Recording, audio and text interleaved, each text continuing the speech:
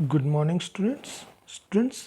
Previous lecture में हमने पढ़ा था प्लानिंग और फर्स्ट 5 ईयर प्लान के बारे में कि फर्स्ट 5 ईयर प्लान जो था उसके जो ड्राफ्टर थे जिन्होंने कि फर्स्ट 5 ईयर प्लान को बनाया था वो के.एन. राज थे, जिन्हें कि इसको के.एन. राज प्लान के नाम से भी जाना जाता है। इसमें हमने पढ़ा था कि गवर्नमेंट ने उस समय एग्रीकल्चर सेक्टर पर मेनली फोकस किया था कि एग्रीकल्चर सेक्टर को डेवलप करने के लिए फर्स्ट 5 ईयर प्लान में फोकस किया गया था।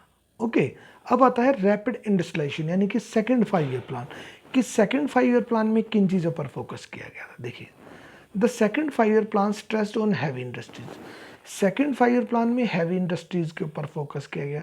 जैसे फर्स्ट में हम बात कर रहे थे एग्रीकल्चर सेक्टर पे, तो सेकंड 5 ईयर प्लान में उन्होंने इंडस्ट्रीज के ऊपर फोकस किया था, heavy industries. It was drafted by a team of economists and planners under the leadership of P.C. Mahalanobis. इसके जो ड्राफ्टर थे, सेकंड जो 5 ईयर प्लान ड्राफ्ट किया था वो थे पीसी महालनोबिस। तो इसे महालनोबिस प्लान भी बोला जाता था, या नेहरू महालनोबिस प्लान भी आप कह सकते हैं, क्योंकि नेहरू जी थे वो भी इंडस्ट्रियल सेक्टर के ऊपर ज़्यादा फोकस करना चाहते थे। If the first plan has preached patience, the second wanted to bring about quick structural transformation by making changes simultaneously in all possible direction. देखो, फर्स्ट 5 ईयर प्लान में उन्होंने पेशेंस मीन्स स्लोली डेवलपमेंट के regarding बात कर रहे थे वो। Second 5 year plan में उन्होंने जो फोकस किया वो चाहते थे कि थोड़ा क्विक ट्रांसफॉर्मेशन लाया जाए, कि तेज़ी से थोड़ा सा डेवलपमेंट किया जाए सभी डायरेक्शंस में। Before this plan was finalized, the Congress Party and its session held at Avdi near the then Madras city passed the important resolution कि इस जो प्लान फाइनलाइज हुआ था, सेकंड प्लान फाइनलाइज होने से पहले कांग्रेस पार्टी का एक सेशन हुआ था ये अवधि जो मद्रास के पास है, और वहाँ पर एक उन्होंने एक इम्पोर्टेंट रेजोल्यूशन को पास किया था। It declared that socialist pattern of society was its goal, कि उन्होंने सोशलिस्ट पैटर्न ऑफ सोसाइटी बनाने की बात की, कि सोशलिज्म को जनरली आप कह सकते हैं। This was reflected in the second plan, कि सेकेंड प्लान में शो भी होता है। The government impose substantial tariffs on imports in order to promote domestic industries, की गवर्नमेंट ने उस समय जो दूसरे कंट्री से जनरली जो इंपोर्ट हम कर रहे थे उनके ऊपर कुछ टैरिफ्स लगा दिए थे, कुछ टैक्सेस वगैरह गवर्नमेंट ने लगा दिए थे, जिससे कि जो डोमेस्टिक हमारी इंडस्ट्रीज़ है उनको प्रोटेक्ट किया जा सके। Such protected environment helped both public and private sector industries to grow. अब जब उन्होंने इस तरह का प्रोटेक्टेड एनवायरनमेंट बनाया तो उसमें पब्लिक और प्राइवेट सेक्टर दोनों को फ़ायदा हुआ। As savings and investment were growing in this period, कि इस पीरियड में सेविंग्स और इन्वेस्टमेंट दोनों ही ग्रो कर रही थी। A bulk of these industries like, अब देखो इनमें किन किन चीज़ों पर फोकस किया था, कौन कौन से industry, electricity, railway, steel, machineries and communication could be developed in the public sector, कि पब्लिक सेक्टर में इन चीज़ों पर फोकस किया गया। Such a push of industrialisation marked a turning point in India's development, और इंडिया को डेवलपमेंट में जो इंडस्ट्रियलाइजेशन था इसका एक काफ़ी इंपॉर्टेंट रोल रहा था, क्योंकि इस समय काफ़ी मेजर आप कह सकते हो कि जो इंडस्ट्रियल प्लांट्स लगाए गए थे। It however had its problem as well, देखो इसके साथ डेवलपमेंट तो हुआ लेकिन इसके साथ कुछ इसकी प्रॉब्लम भी थी। इंडिया वॉज टेक्नोलॉजी बैकवर्ड, कि इंडिया की टेक्नोलॉजी इतनी ज़्यादा डेवलप्ड नहीं थी। So it had to spend precious foreign exchange to buy technology from the global market, इसलिए इंडिया को अपनी जो फॉरेन एक्सचेंज था, इंडिया के पास जो विदेशी करेंसी जमा थी उसे खर्च करना पड़ा, किस लिए, कि दूसरे कंट्रीज से वो जो एडवांस टेक्नोलॉजी है उसको वहाँ से ले सके। This that apart at as industries attracted more investment than agriculture, इसके अलावा इंडस्ट्रीज़ काफ़ी ज़्यादा यहाँ पर अट्रैक्ट हुई थी, एग्रीकल्चर की बजाय इंडस्ट्रीज़ की तरफ ज़्यादा अट्रैक्शन हुआ। The possibility of food shortage loomed large, और उस समय फूड शॉर्टेज हो गई थी क्योंकि इंडस्ट्रीज़ पर फोकस किया गया था, एग्रीकल्चर पर बिल्कुल भी ध्यान नहीं दिया गया था सेकंड 5 ईयर प्लान में।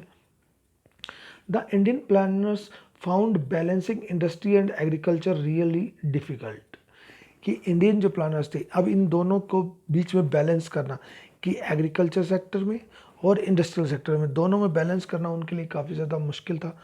The third 5 year plan was not significantly different from the second, अब थर्ड 5 ईयर प्लान जो था वो सेकंड से डिफरेंट नहीं था। Critics pointed out that the plan strategy from this time around displayed an unmistakable urban bias. Others thought that industry was wrongly given priority over agriculture. कि इस strategy के ऊपर काफ़ी लोगों ने जनरली ये कहा था कि भाई अर्बन लोग तो खुश थे कि इंडस्ट्रीज़ की तरफ आ रहे, जबकि जो रूरल लोग थे उनको नुकसान हुआ था क्योंकि एग्रीकल्चर की तरफ ध्यान नहीं दिया गया था।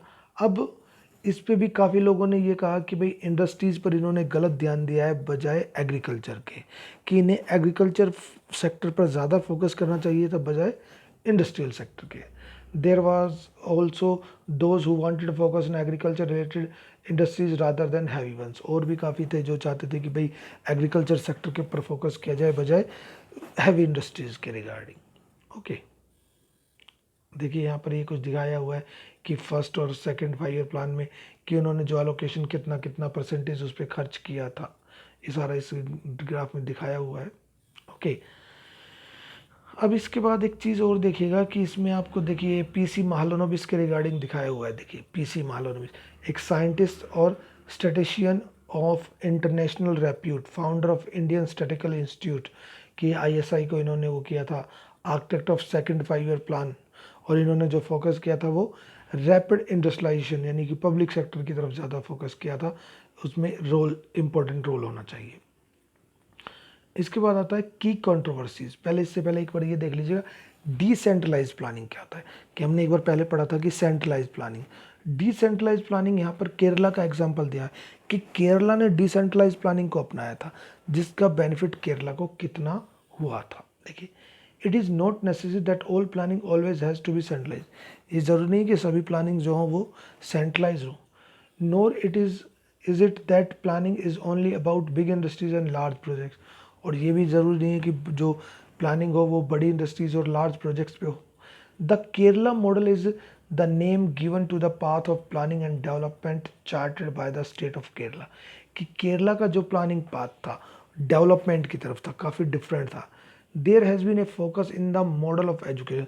देखो उन्होंने किन चीज़ों पर फोकस किया, education, health, land reform, effective food distribution and poverty elevation.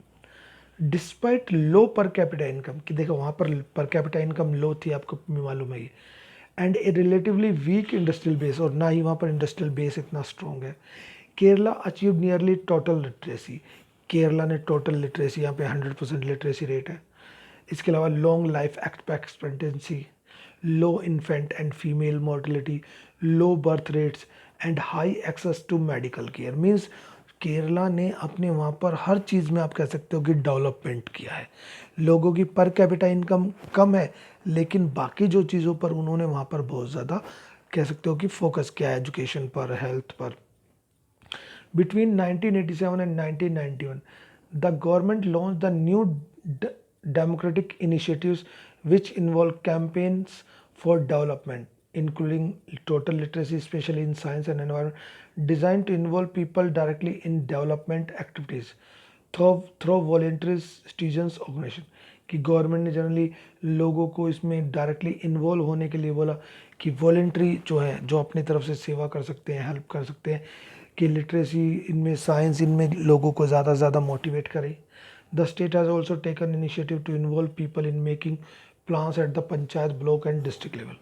और वहाँ के स्टार्ट ने क्या किया, वॉलेंट्री तो था, इसके साथ साथ वहाँ के जो लोकल पीपल्स यानी कि पंचायत, ब्लॉक और इन लोगों को भी जो इस तरह के प्लान्स थे, प्लान्स बनाने में उनको भी हेल्प ली गई। कहने का मतलब कि केरला का जो मॉडल था वो डिसेंट्रलाइज मॉडल था, क्योंकि वहाँ पर उन्होंने लेकर गांवों से और सरकार तक के सभी लोगों को उसमें इन्वॉल्व किया था, जो प्लानिंग वगैरह। जबकि देश में जो हो रही थी सेंट्रलाइज प्लानिंग हो रही थी, कि जो भी काम कर रहे थे वो सिर्फ कुछ लोग थे वही मिलकर कर रहे थे, बाकी लोगों को इसमें ज़्यादा मौका नहीं दिया गया। ओके, इसके बाद है की कंट्रोवर्सीज, कि किन किन चीज़ों पर कंट्रोवर्सी हुई थी अलग अलग उनमें लोगों में, जो लीडर्स थे उनमें किन किन मॉडल्स को लेके या किन किन सेक्टर्स को लेके लोगों के बीच में कंट्रोवर्सी हुई थी। देखिए the strategy of development followed in the earlier years raised several important, कि स्टार्टिंग में जब इंडिपेंडेंट के समय जो डेवलपमेंट स्ट्रेटजी अपनाई हुई थी उनमें काफ़ी क्वेश्चंस निकल कर आए थे। लेट अस एग्जामिन टू, उनमें से 2 डिस्प्यूट्स को यहाँ पर दिखाया गया। फर्स्ट आता है एग्रीकल्चर वर्सेस इंडस्ट्री, कि एग्रीकल्चर और इंडस्ट्री में, यानी कि जैसे कि हमने पढ़ा था कि कुछ लोग चाहते थे कि एग्रीकल्चर सेक्टर पर फोकस किया जाए और कुछ चाहते थे इंडस्ट्रियल सेक्टर पे फोकस किया जाए, तो उनके बीच में कंट्रोवर्सी थी। देखिए, we have already touched upon a big question between agriculture and industries, which one should attract more public resources in a backward economic like that of India। कि जो बैकवर्ड एक कंट्री है, इकोनॉमिक बैकवर्ड इकोनॉमिक कंट्री है, उसमें कौन सा जो model है, कौन सा जो आप कह सकते हो कि इनमें दोनों में से है रिसोर्स जो कि पब्लिक रिसोर्स के लिए ज़्यादा अट्रैक्ट कर सकता है लोगों को। Many thought that second plan lacked an agrarian secretary of development, कि कुछ लोगों ने तो ये कहा था कि भाई जो सेकंड 5 ईयर प्लान था उनमें उनकी कमी ये रही कि उन्होंने एग्रीकल्चर सेक्टर की तरफ ध्यान नहीं दिया था। मैंने आपको पहले बताया था कि देखिए, फर्स्ट प्लान में उन्होंने जनरली एग्रीकल्चर के ऊपर फोकस किया गया था, सेकंड प्लान में एग्रीकल्चर को साइड कर कर उसमें इंडस्ट्रीज पर फोकस किया गया था, और थर्ड 5 ईयर प्लान में दोनों को बैलेंस बनाने की कोशिश की गई थी। Okay, and the emphasis on industry cause agriculture and rural India to suffer, कि उन्होंने कहा कि जब उन्होंने सेकंड 5 ईयर प्लान में एग्रीकल्चर के ऊपर फोकस किया गया, सॉरी इंडस्ट्रीज़ के ऊपर फोकस किया था, जिससे कि क्या हो गया, जो एग्रीकल्चर सेक्टर था वो काफ़ी ज़्यादा उसे नुकसान उठाना पड़ा। अब देखो, एग्रीकल्चर सेक्टर के रिगार्डिंग कौन कौन लोग थे जो उसको सपोर्ट कर रहे थे। Gandhian economist like J.C. Kumarappa proposed an alternative blueprint that put greater emphasis on rural industrialization, कि J.C. कुमारप्पा उन्होंने कहा था कि रूरल जो इंडस्ट्रियलाइजेशन है उस पर फोकस किया जाए, इन रूरल इंडस्ट्रीज़ की स्मॉल कॉटेज इंडस्ट्रीज़ इनको किया जाए। चौधरी चरण सिंह कांग्रेस लीडर थे, who letter broke from the party, जो कि बाद में उन्होंने वो कांग्रेस से अलग होकर उन्हें भारतीय लोकदल पार्टी को बनाया था, भारतीय लोकदल पार्टी को बनाया था। उन्होंने भी जनरली उसके रिगार्डिंग वो उठाया था कि एग्रीकल्चर सेक्टर की तरफ फोकस किया जाए। ठीक है, इसके बाद forcefully articulated the case of keeping agriculture at the centre of planning for India, कि कुमारप्पा ने यही कहा था कि जो एग्रीकल्चर सेक्टर है उसे इंडिया के प्लानिंग का सेंटर पॉइंट बनाया जाए। He said that the planning was leading to creation of prosperity, उन्होंने कहा कि भाई प्लानिंग जो है वो प्रॉस्पेरिटी की तरफ अर्बन और industrial sector at the expense of, कि जो रूरल अर्बन एरिया जो ग्रो कर रहे हैं वो किसके ऊपर कर रहे हैं, वो फार्मर्स और जो रूरल पॉपुलेशन है उनको नुकसान पहुंचाकर इन एरियाज़ का डेवलपमेंट किया जा रहा है, जबकि वो चाहते हैं कि रूरल एरियाज़ के ऊपर फोकस किया जाए। Others thought that without a drastic increase in industrial production, there could be no escape from the cycle of poverty। दूसरी तरफ कुछ लोग कह रहे थे कि भाई जब तक इंडस्ट्रियल सेक्टर में डेवलपमेंट नहीं होगा तब तक पावर्टी को खत्म नहीं किया जा सकता। They argued that Indian planning did have an agrarian strategy to boost the production of food grains, कि उन्होंने कहा कि इंडियन प्लानिंग जो है वो जनरली एग्रीकल्चर स्ट्रेटजी पे, जिसमें कि फूड की प्रोडक्शन बढ़ाने की वो बातें कर रहे हैं। The state made laws for land reforms and distribution of resources among the poor in the villages, कि गवर्नमेंट ने कानून बनाए हैं जिसमें कि लैंड रिफॉर्म और डिस्ट्रीब्यूशन ऑफ रिसोर्सेज हैं कि गांव के लोगों के बीच में उनको डिस्ट्रीब्यूट किया जाए। It also propose programmes for community development, कि उन्होंने कम्युनिटी डेवलपमेंट के लिए प्रोग्राम्स को बनाया है। And spend large sums on irrigation projects, और काफ़ी ज़्यादा पैसा उन्होंने इरीगेशन प्रोजेक्ट्स पे खर्च किया है।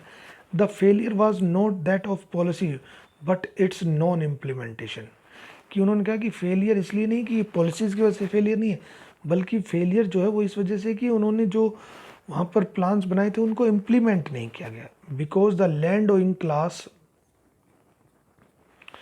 Had lot of social and political power, क्योंकि देखो कि जो जिनके पास ज़मीन है उनके पास काफ़ी ज़्यादा पॉलिटिकल पावर है।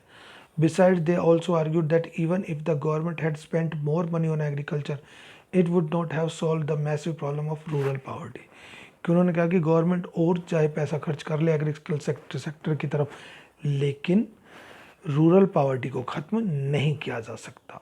तो वो जनरली चाहते थे कि अगर पावर्टी को आपको ख़त्म करना है तो आपको इंडस्ट्रियल सेक्टर की तरफ फोकस करना होगा। ठीक है, एग्रीकल्चर पे भी करना होगा, लेकिन इंडस्ट्रियल सेक्टर पे आपको ज़्यादा खर्च करना होगा एंड एग्रीकल्चर सेक्टर की तरफ ज़्यादा ध्यान देना होगा। ओके स्टूडेंट्स, तो ये कंट्रोवर्सीज तो थी एग्रीकल्चर और private sector, sorry industrial sector के बीच में। इंडस्ट्रियल सेक्टर के जो फॉलोअर्स थे उसमें जो सपोर्ट कर रहे थे उनमें मेन आप नेहरू का नाम ले सकते हैं कि नेहरू काफ़ी ज़्यादा उसका सपोर्ट कर रहे थे। इसके बाद सेकंड जो कंट्रोवर्सी है वो पब्लिक और प्राइवेट सेक्टर में, कि भाई पब्लिक सेक्टर को ज़्यादा वो महत्व दिया जाए या प्राइवेट सेक्टर को। देखिए, India did not follow any of the two non paths of development, कि इंडिया ने दोनों में से किसी भी पाथ को जनरली उन्होंने फॉलो नहीं किया था। It did not accept the capitalist model of development in which development was left entirely to the private sector, कि ना तो इंडिया ने कैपिटलिस्ट मॉडल को अपनाया था कि जिसमें कि सारी चीज़ें जो हैं वो पूरी तरह से प्राइवेट सेक्टर के ऊपर छोड़ दी जाए, no did it follow the socialist, और ना ही उन्होंने सोशलिस्ट मॉडल को अपनाया था in which private property was abolished, कि जिसमें प्राइवेट प्रॉपर्टी को ख़त्म किया जाए और सभी जो मीन्स ऑफ प्रोडक्शन है उन पर सरकार का कंट्रोल हो। Elements from both these models were taken and mix together India.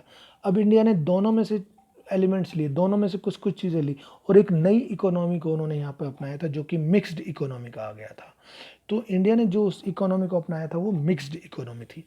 Much of the agriculture trade and industries were left in private hands, कि अधिकतर जो एग्रीकल्चर ट्रेड और इंडस्ट्रीज थी वो प्राइवेट हैंड्स में छोड़ दी थी, और स्टेट ने जो अपने कंट्रोल में लिया था वो थी heavy industries, provided industrial infrastructure, regulated trade and made some crucial intervention in agriculture. तो कुछ चीज़ों को सरकार ने अपने पास रखा था और कुछ को उन्होंने ओपन छोड़ दिया था।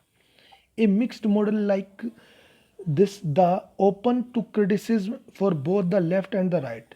अब मिक्स्ड मॉडल को अपना के उन्होंने दोनों का वो किया कि लेफ्टिस्ट भी अपोज कर रहे थे, क्योंकि ना तो पूरी तरह से उन्होंने लेफ्टिस्ट वाली पॉलिसी को अपनाया था और ना ही पूरी तरह से राइटिस्ट वाली पॉलिसी को। Critics argue that the planners refused to provide the private sector with enough space and the stimulus to grow, कि critics ने कहा कि प्लानर्स ने पूरी तरह से जो प्राइवेट सेक्टर है उनको इतना स्पेस नहीं दिया कि वो अपने आप को ग्रो कर सके। The enlarge public sector produce powerful vested interest, और जो पब्लिक सेक्टर है उन्होंने जनरल जो जिनको ज़्यादा फायदा है उन लोगों ने उसको अपने कंट्रोल में किया हुआ है। That created enough hurdles for private capital, जो कि प्राइवेट के लिए काफ़ी ज़्यादा प्रॉब्लम्स क्रिएट करता है, रुकावटें क्रिएट करता है, specially by way of installing system of licence और परमिट फॉर इन्वेस्टमेंट, कि जिसमें सबसे मेन आता है कि इन्वेस्टमेंट करने के लिए आपको लाइसेंस, आपको परमिट लेने की ज़रूरत होती है, और वो सारा कंट्रोल किसके पास था? गवर्नमेंट के पास था। Moreover the state policy to restrict import of goods, government की पॉलिसी ने जो इम्पोर्ट होता था गुड्स उस पर रिस्ट्रिक्शंस लगा दी थी। That could be produce in the domestic market, could be produced in the domestic market with little or no competition left the private sector, कि जब बाहर से आना बंद हो गया तो यहाँ पर कोई कंपटीशन नहीं रहा, कंपटीशन खत्म हो गया, कंपटीशन या तो बहुत कम था या बिल्कुल नहीं था। With no incentive to improve their production, कि उनके पास कोई इंसेंटिव नहीं था कि जिससे कि जो लोकल वो है हमारे यहाँ के डोमेस्टिक इंडस्ट्रीज हैं वो उसमें कुछ इम्प्रूवमेंट करे product and make them cheaper, और उन्हें सस्ता बनाए। बाहर से आ नहीं रहा, यहाँ से बन रहा है, उन्होंने अपने अकॉर्डिंग रेट्स रखना शुरू कर दिया।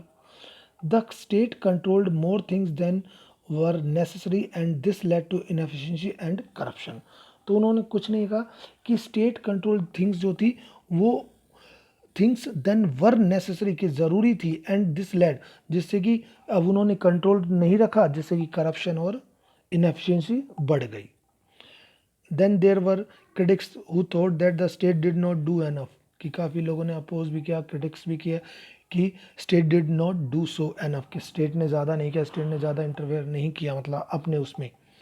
दे pointed out that the state did not spend any significant amount for public education and health care, कि उन्होंने कहा कि गवर्नमेंट ने ना तो एजुकेशन ना ही हेल्थ केयर की तरफ ज़्यादा उसमें इंपॉर्टेंट रोल प्ले किया। The state intervened only in those areas where the private sector was not prepared to go, कि गवर्नमेंट ने उन सेक्टर्स में इंटरवेन किया कि जिसमें प्राइवेट सेक्टर्स के लोग जाने को तैयार नहीं थी। Thus the state help the private sector to make profit, इसलिए स्टेट ने प्राइवेट सेक्टर को प्रॉफिट अर्न करने के लिए छोड़ दिया। Also instead of helping the poor the state intervention ended up creating a new middle class, और state के इंटरवेंशन एक नया क्रिएट हुआ group middle class that enjoy the privileges, जिन्हें कि कुछ प्रिविलेजेस को स्पेशल राइट्स थे, ऑफ हाई सैलरीज मिल रही थी विदाउट मच अकाउंटेबिलिटी, अकाउंटेबल भी नहीं थे गवर्नमेंट के प्रति। Poverty did not decline substantially during this period, तो इस पीरियड में पॉवर्टी बिल्कुल भी खत्म नहीं हुई। Even when the proportion of the poor reduced, कि पुअर्स का प्रोपोर्शन रिड्यूस्ड हुआ, their number kept going on, और उनके नंबर्स बढ़ते जा रहे थे। मीन्स उनका प्रोपोर्शन की बात करें तो कम हुआ, लेकिन नंबर्स उनके बढ़ते जा रहे थे। तो ये चीज़ें थी इसमें कि एक तो कई बार क्वेश्चन आता है कि what are the key controversies regarding development, कि क्या की कंट्रोवर्सीज थी इसमें, एग्रीकल्चर और प्राइवेट सेक्टर, सॉरी एग्रीकल्चर और इंडस्ट्री सेक्टर, कि कुछ लोग एग्रीकल्चर को बढ़ाना चाहते थे और कुछ इंडस्ट्रियल सेक्टर को। दूसरा की कंट्रोवर्सी आती है between private and public sector, कि पब्लिक सेक्टर और प्राइवेट सेक्टर में वो हुआ कि एक कह रहे थे पब्लिक सेक्टर को ज़्यादा बढ़ाया जाए और एक प्राइवेट सेक्टर को। ओके, तो ये चीज़ें हमने इसमें पढ़ी। Okay students, thank you.